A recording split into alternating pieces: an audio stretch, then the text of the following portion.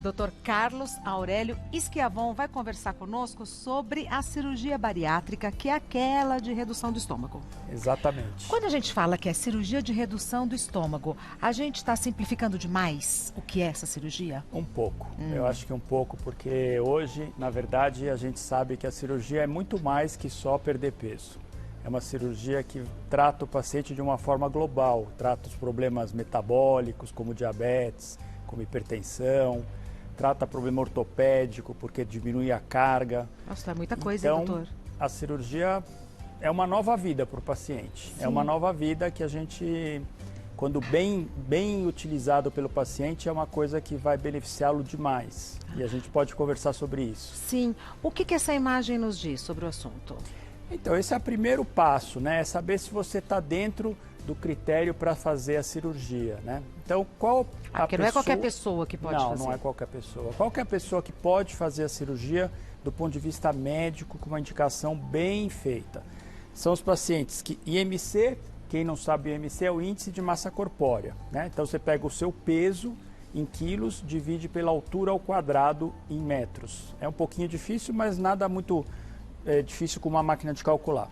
Então, quem tem mais que 40 quilos por metro quadrado é o chamado obeso mórbido, né, que tem obesidade mórbida. Então, esse paciente tem indicação de cirurgia. Tá. O outro grupo é o que tem a obesidade chamada grau 2, que é o IMC entre 35 e 39,9. É antes do mórbido? É antes do mórbido. Tá. Só que para esse grupo de pacientes, a gente tem que somar alguma doença associada. Então, se ele tem diabetes e essa situação, ele pode operar. Agora, se ele não tem absolutamente nenhum problema de saúde, isso pode acontecer, ele ainda não teria indicação de operar se ele está com obesidade grau 2. E aí as doenças associadas são diabetes, hipertensão, aterosclerose? Tem várias doenças. Você pode considerar problemas ortopédicos mais graves, como problema de quadril, joelho, tornozelo, coluna, hérnia de disco, problema de colesterol, problemas, por exemplo, nas mulheres, que é um grupo muito importante em cirurgia bariátrica, ovário policístico, né, que altera a menstruação, é toda uma doença que envolve vários problemas metabólicos. Então, são várias doenças. As mais comuns são essas que a gente está falando. E o IMC acima 40 ou mais já tem indicação independente, de ter outra doença? Independente de ter ou não doença. Tá. Só bom saber que o considerado normal seria entre 18,5 e 25. Então é quase que o dobro para você poder ter indicação de cirurgia. Tá. E aí, isso daí é como fica o estômago antes e depois da cirurgia? Aqui é uma, vamos dizer, normal, né? Então isso chama esôfago, é onde vem a comida da boca, cai no estômago e depois vai para o duodeno, que é o começo do intestino. Tá. Na cirurgia, vamos chamar de clássica, que a gente chama de bypass, ou a própria redução de estômago, muitas vezes quando a pessoa fala, está se referindo a essa cirurgia. A gente divide o estômago em dois. Isso é um pedaço do estômago, isso é outro pedaço do estômago? Nada é retirado nessa cirurgia, é só uma divisão. Tá. Esse passa a ser o que todo mundo chama de novo estômago, que é um estômago bem reduzido. E aí, para a comida fazer o caminho dela, se faz uma ligação com o intestino e tudo que produz aqui no estômago é comunicado aqui no intestino. Então, suco gástrico, a bile que vem do fígado, vai encontrar o intestino ali na frente. Doutor Schiavon, então o estômago continua funcionando, mas ele não recebe mais o alimento. É comum as pessoas perguntarem, não, mas esse estômago está morto? Não, não está morto, ele está vivinho. A única coisa é que a comida não passa mais ali. Tá, acho que a gente tem mais uma imagem, deixa eu ver. Tem um outro tipo de cirurgia que hoje é uma cirurgia um pouco mais nova, mas também é bastante utilizada, tem algumas questões de prós e contras como tudo. Essa chama gastrectomia vertical ou sleeve. O nome em inglês é sleeve porque é manga, né? Então, por que manga? Porque aqui, essa cirurgia é retirado um pedaço do estômago, esse pedaço que está aqui desse lado. Removido do corpo. Removido, aqui é removido, porque senão ele ficaria fechado que nem uma bola. E aí não pode. E o estômago fica num formato de um tubo. Então, e aí não mexe no intestino. Então, essa cirurgia só mexe no estômago, que é a cirurgia chamada gastrectomia vertical. E aí é o médico que decide qual é a indicação? Sim. Claro que tudo hoje em medicina é em comum acordo com o paciente. Mas Eu acho que é fundamental a opinião do médico, porque existem prós e contras nas duas cirurgias.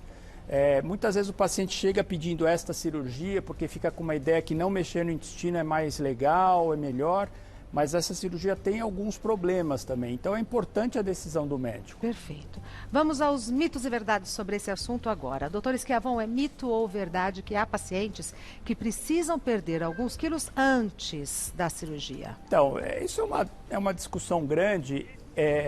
Eu vou dizer que isso é verdade, porém é verdade para alguns pacientes. São os chamados, existe um grau de obesidade que a gente chama de superobesidade, que é o paciente que tem mais de 50 de índice de massa corpórea. São realmente aquelas pessoas que têm uma obesidade bem grave. E aí, para reduzir o risco da cirurgia, a gente pede que o paciente tente perder alguns quilos. Então, nesses pacientes, a perda de um pouco de peso, às vezes não é muito porque o paciente não consegue, vai ajudar na cirurgia. Então, em alguns casos, importante perder um pouco de peso. Perfeito. É mito ou verdade que o emagrecimento total acontece em até 18 meses após o procedimento? É verdade porque a gente tem uma perda de peso que começa nos 3 primeiros meses de uma forma bem intensa. Mais ou menos metade do que o paciente vai perder acontece nos 3 primeiros meses. Bastante? É bem intenso no começo. E depois, em 1 ano e 3 meses, se dá o resto da perda de peso, que é a outra metade. De maneira mais gradual? De maneira mais gradual.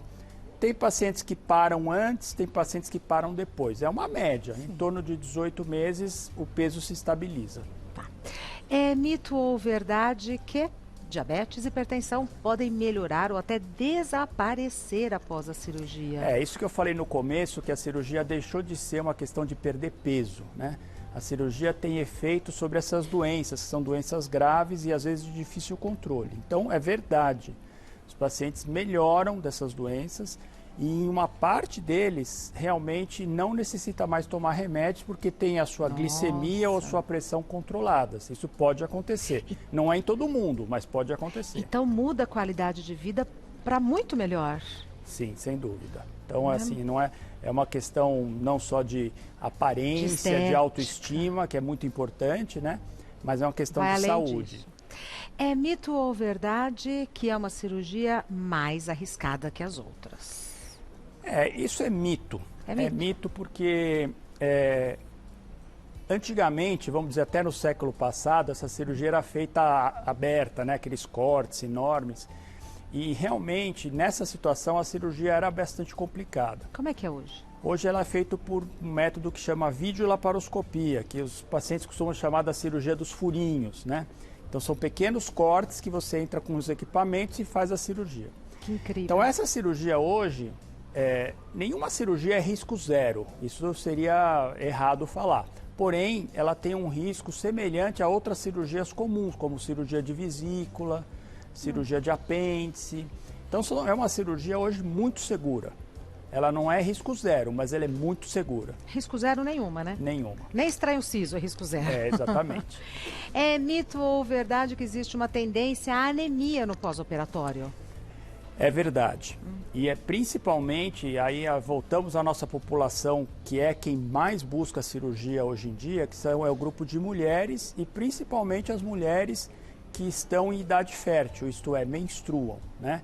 Então a perda de sangue na menstruação, junto com a cirurgia, que diminui um pouco a absorção de ferro, por exemplo, leva às vezes à anemia. Então, por isso que a gente sempre fala, cirurgia bariátrica, ela começa o tratamento na cirurgia e depois vai para o resto da vida se cuidando. Tem que cuidar para não ter anemia. Perfeito. É mito ou verdade que queda de cabelo é uma reação adversa comum após a cirurgia? É verdade. É verdade. Queda de cabelo é uma coisa que está relacionada a emagrecimento. Então, mesmo pessoas que fazem, às vezes, umas dietas, tem várias dietas hoje em dia, às vezes umas bem radicais, elas perdem cabelo. Porque o cabelo enfraquece quando você tem uma perda de peso mais intensa, que é o que acontece nos primeiros 3 meses, que nem eu falei. Então, nos primeiros 3 meses, há uma perda bem intensa. Ô, doutor Esquiavão, não é também efeito da anestesia? Perder o cabelo? Ou não? Não tem nada a ver? Não, não tem nada a ver. Nada a ver. Até porque a queda de cabelo, ela se inicia mais ou menos depois do 3º mês. No começo, é justamente depois que tem aquela perda de peso mais intensa. Que anestesia é dada nessa cirurgia? É geral. Anestesia Tem geral. que ser, né? Sim. Não dá para fazer com outro tipo de anestesia. Tá. Temos perguntas do pessoal de casa. Peço que você me espere um minutinho. Perguntas do pessoal de casa sobre cirurgia bariátrica com o doutor Esquiavão. Maila. Meu pai era compulsivo por comida e há 4 anos fez a bariátrica. Ele conseguiu emagrecer bastante, porém, parece que agora ficou viciado em cerveja. A cirurgia pode fazer a pessoa trocar o vício da comida por outro tipo? Então, Regina, isso é um desafio para nós médicos, né? A cirurgia não é que ela faz trocar vícios, né? Alguns pacientes com obesidade têm compulsão alimentar, não todos têm. A obesidade tem vários fatores genéticos, um monte de coisa, mas alguns têm compulsão alimentar. Então, se você não identifica esse problema e não trata esse problema, você pode, no pós-operatório, ter uma troca de compulsões. Como é que eu trato essa compulsão? Com terapia? Com terapia e com medicamentos, né? Então é obrigatório uma boa avaliação psicológica antes e depois da cirurgia. Esse problema pode acontecer, mas a gente tem que ao máximo procurar evitar com um bom atendimento multidisciplinar. E outra coisa, eu sempre falo aos meus pacientes, bebida alcoólica, não. Infelizmente, é mesmo depois da bariátrica? Por que, doutor Esquiavão? Para não correr o risco? Porque assim, a gente sabe hoje que o metabolismo do álcool muda um pouco depois da cirurgia bariátrica, né? Por causa do desvio do intestino, a absorção é diferente. Então, o paciente perde o controle com maior facilidade, porque absorve mais rápido. Aí então, não é isso legal. aos poucos pode determinar que ele vá bebendo mais sem, às vezes, perceber muito. Então, a orientação é, faz um brinde no ano novo, um brinde no aniversário. E zero álcool durante o ano. Tá.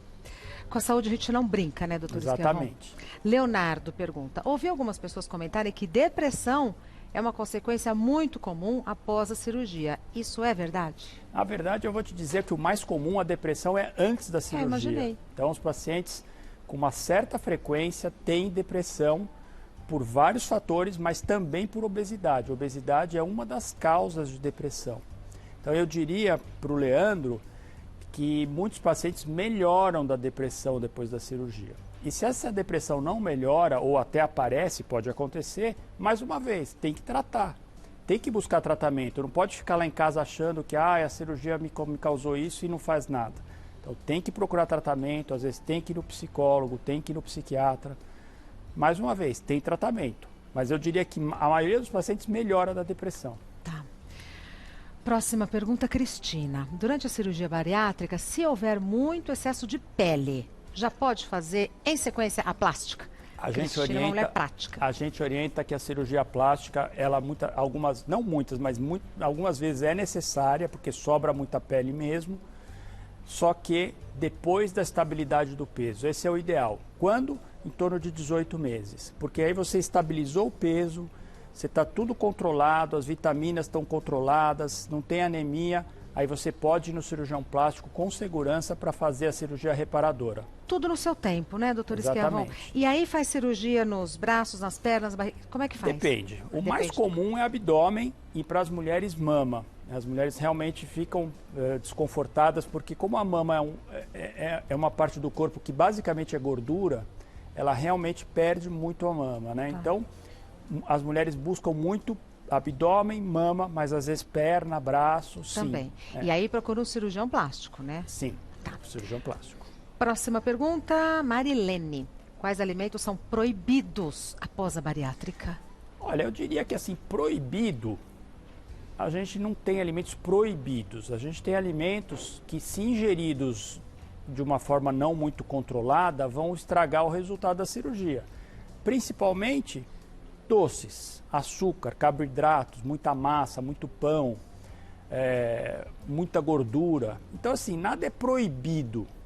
Porém, tem que se comer comedidamente, principalmente aqueles que são muito calóricos e vão fazer a paciente não perder peso adequadamente ou até ganhar depois da cirurgia. Mas, ô, doutor, me explica uma coisa. Então, eu vou lá, me consulto com o doutor Schiavon, faço a bariátrica e tal. Quem me orienta após a cirurgia? É importante procurar uma nutricionista, uma nutróloga? Não, a gente trabalha, assim, pelo menos assim, o mínimo, a gente trabalha com uma nutricionista. No caso, por exemplo, eu tenho, o nosso consultório tem uma nutricionista. Já faz parte da equipe. Faz parte da equipe. Tá. Tem uma psicóloga que também acompanha os pacientes, né? Antes e depois, quando necessário. E lógico, tem o endocrinologista, que é muito importante, o nutrólogo pode ser importante, o cardiologista, tem várias especialidades. Para dar esse suporte todo, né? Porque é uma doença que atinge vários órgãos do organismo, então você tem que ter o suporte de várias áreas. Inclusive o emocional. E eu até vi o negócio da palmilha, desculpa falar, mas, não, pode falar, mas fala. Fasciite plantar é comum com obesidade, muito comum. É uma das queixas que as pessoas veem, doutor, eu tenho uma dor insuportável no pé. O pé não dá conta de sustentar o corpo. Não dá conta de sustentar o corpo. E aí o tratamento?